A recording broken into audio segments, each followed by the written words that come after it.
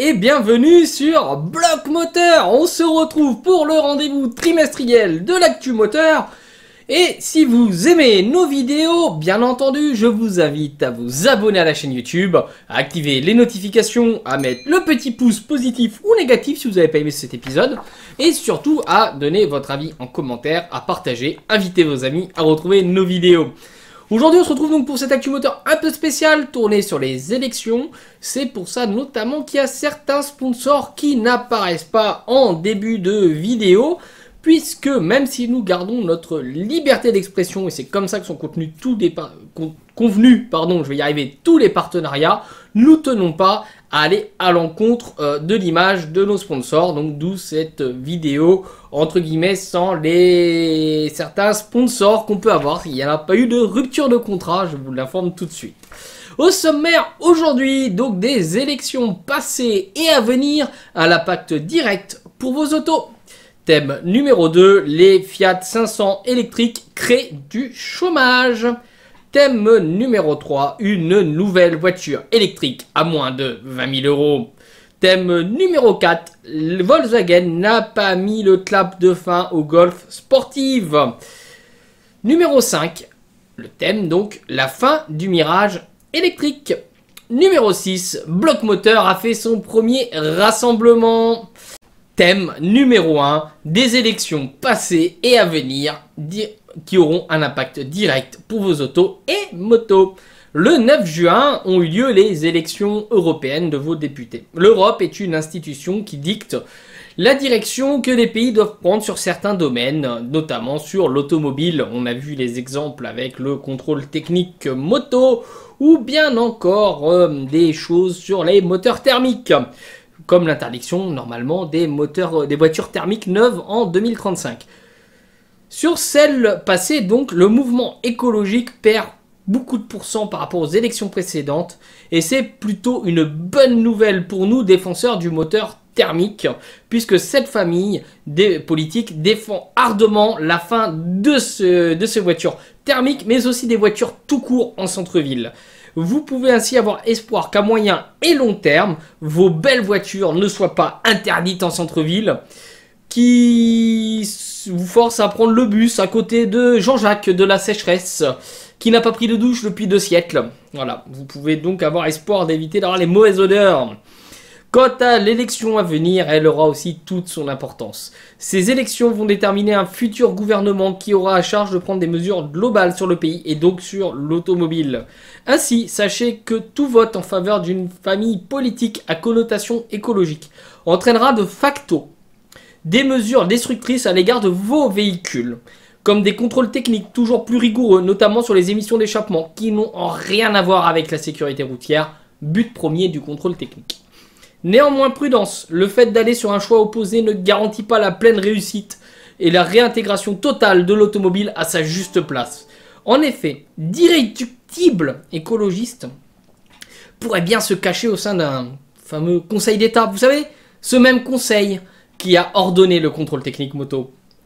D'ailleurs, à la fin de cette vidéo, nous vous proposerons une minute de silence en l'honneur de nos amis écologistes en deuil après ces élections. Thème numéro 2. Les Fiat 500 électriques créent du chômage. Pour donner suite à des chiffres de vente catastrophiques, Fiat, groupe Stellantis, va suspendre durant 3 mois la production de ce modèle électrique, mettant 1200 salariés sur le carreau. Qui a dit que l'électrique allait créer de l'emploi? Initialement prévu pour 100 000 ventes, seules 50 000 pourraient être produites sans forcément trouver preneur.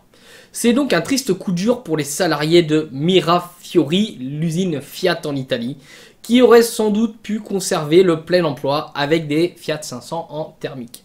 Il ne s'agit pas d'ailleurs de la première fermeture de l'usine en 2024, mais bel et bien de la 3e. Finalement, Stellantis réfléchit à la possibilité de rethermitiser son modèle et le rendre enfin attractif au public clairement peu intéressé par les modèles électriques. Thème numéro 3. Une voiture électrique à moins de 20 000 euros. Une de plus, toujours dans le groupe Stellantis. C'est Citroën, cette fois, qui propose une C3 électrique, donc iC3, à un tarif agressif. Cela sera-t-il suffisant pour convaincre? Au milieu d'un marché en déclin, comme on en a parlé au point précédent sur l'Hexagone et l'Europe en général. Néanmoins, attention, 19 300 euros, c'est le prix de vente qui a une notion de prime écologique déduite de 4 000 euros, prime de vos impôts. Donc de facto, vous payez pas ce modèle 20 000 euros, mais bien plus cher. Et rien ne garantit, avec la situation politique de notre pays, que ces primes vont perdurer dans le temps. Comparé à la Dacia Spring, néanmoins, sa cible, la cible de la Citroën C3, elle semble mieux finie et propose un intérieur standard, qui reste peu chaleureux, mais il semblerait que Stellantis cherche tout de même à optimiser la qualité sur ces modèles pour tenter de convaincre. Quant à l'autonomie, on reste vraiment très faible, 290 km, soit un tiers du plein d'une thermique. Donc pour les longs trajets, pas oufissime. Thème numéro 4, Volkswagen n'a pas mis le clap de fin au Golf Sportive. Le groupe allemand, Volkswagen, Audi, etc., qui semble revenir en arrière lui aussi sur les voitures électriques, a annoncé une version restylée de la Golf GTI Club Sport à 2 roues motrices. Le moteur reste un 2 litres 300 chevaux à 4 cylindres contre 265 chevaux pour une GTI. Néanmoins, le constructeur travaillerait aussi, sur une Golf R version poussée à l'extrême qui pourrait sortir plus que les 333 chevaux que l'actuel. Un modèle plus puissant, plus léger, pourrait sortir donc des usines. Pour les plus grands amoureux des sportives, c'est une bonne nouvelle. Thème numéro 5, la fin du Mirage électrique. En effet, désaveu aux élections, marche arrière de certains constructeurs, offres complémentaires des constructeurs dédiés à l'électronique pour tenter de garder un public, baisse des subventions, fermeture d'usines et tant d'autres signes laissent penser, vraiment ça laisse penser, que la mode électrique touche à sa fin.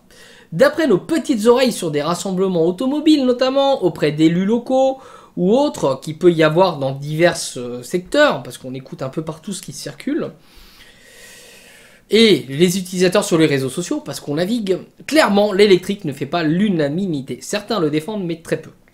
En Allemagne, il semblerait même que le gouvernement se détourne de l'électrique, tandis que les pays européens ne veulent pas subir l'offensive commerciale de la Chine qui est en train de créer un monopole sur ces modèles. La pollution passe de moins en moins comme argument. En effet, comment les élites mondiales peuvent-elles demander à moins polluer auprès de nous tous ? Lorsqu'on le sait, les rejets que causent les guerres, les bombes, les avions, les transports aériens, tout ce qui va avec, cela ressemblerait donc plus à une volonté de faire du business que le réel et unique intérêt public. Même si certains constructeurs tentent de persévérer, la tendance observée est clairement pas bonne. Les chiffres ne donnent pas long feu à l'électrique. De notre côté, nous continuons nécessaire de penser que le panachage des méthodes est important, mais il faut continuer à défendre l'automobile, y compris thermique. Thème numéro 6. Bloc Moteur a fait son premier rassemblement vidéo qui sortira normalement semaine prochaine. C'est une vidéo du rassemblement que vous verrez. Donc on a eu une 60aine de véhicules sous un temps maussade, dans un lieu très sympa mais un sale temps. De la pluie tous les jours avant, un rassemblement sur de l'herbe. Ça en a découragé plus d'un et ça se comprend. 60aine de véhicules, c'est déjà beaucoup pour nous, pour un premier. Et on vous remercie d'avoir répondu présent à l'appel. On a passé une journée festive, un peu de musique, des bons repas avec Rudy qui vous a proposé des hamburgers de qualité.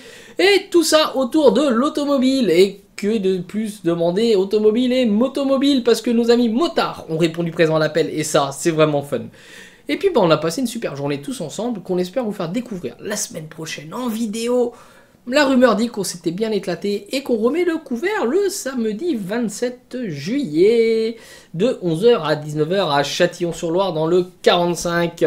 Il est donc temps de clôturer cet épisode de l'Actu Moteur. Après la mire de fin, vous aurez la minute de silence en signe de solidarité de nos amis écologistes qui nous ont tellement pourri la vie au niveau des voitures qu'on est bien content du petit retour de bâton qui viennent de se prendre dimanche. Je parle juste sur le côté écologique. On vous laisse penser ce que vous voulez au niveau des élections. Maintenant, je vais parler en mon nom personnel. Je voterai TSE, tout sauf écolo, aux prochaines élections, puisque le matraquage, c'est fini. Et vous avez enfin la possibilité de choisir raisonné. Et surtout, pensez bien que votre voiture dépend de vous. Vous avez donc une responsabilité morale vis-à-vis de votre auto. Nous, on se retrouve la semaine prochaine pour une nouvelle vidéo. D'ici là, portez-vous bien et restez à bloc water.